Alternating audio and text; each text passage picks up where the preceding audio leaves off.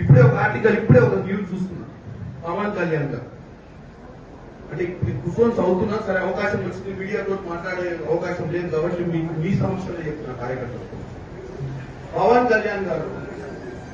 కళ్యాణ్ గారు Congress party Pakistan support చేస్తే పాకిస్తాన్ పోమని చెప్పేటువంటి డైలాగ్ ఉంటుంది. పవన్ కళ్యాణ్ గారిని ఒకరు చెప్పదలుచుకున్నారు. పవన్ కళ్యాణ్ గారు మీరు డిప్యూటీ సరే మొట్టమొదటిసారి ఎమ్మెల్యే మీకు మంచి అవకాశం వచ్చి డిప్యూటీ సీఎం అయ్యింది.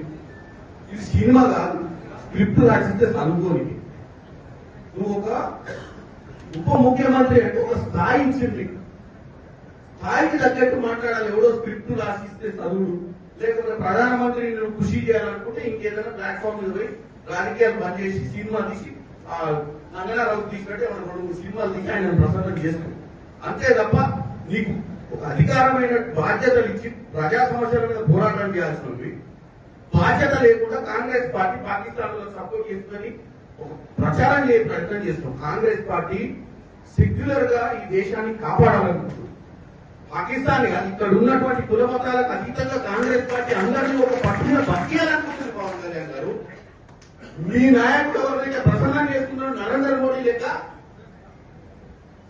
కుల మతాల మధ్యన చిచ్చు పెట్టే ప్రయత్నం చేస్తలేదు. నీకు వాస్తవంగా నిలదీసే నరేంద్ర మోడీ ఎన్ని రోజులైంది? నలుగురు వచ్చి ముష్కరులు కాల్చిపోతే నలుగురిని పట్టుకునే దమ్ము ధైర్యం లేక పిట్టగదా ఎప్పుడో తిరుగుతుంది. ఏం ఇంటెలిజెన్స్ నడుస్తుంది దేశంలో? నలుగురు వచ్చి మిట్ట మధ్యాహ్నం కూడా బౌండరీ మీద కూడా కాదు, బోర్డర్ మీద కూడా కాదు, లోపలికి వచ్చి 100 కిలోమీటర్ల లోపలికి వచ్చి కాల్చిపోయిన నలుగురిని పట్టలే నువ్వు పిట్టకథ చెప్తే నువ్వు ఆ పిట్టకథ నువ్వు విని మళ్ళీ కాంగ్రెస్ పార్టీని విషప్రచారం చేసే ప్రయత్నం చేయడం అనేది వాస్తవంగా ఆంధ్ర ప్రజలు నీలాంటి ఉప ముఖ్యమంత్రిగా ఎన్నుకునేందుకు వాళ్ళ క్షేమియాలి.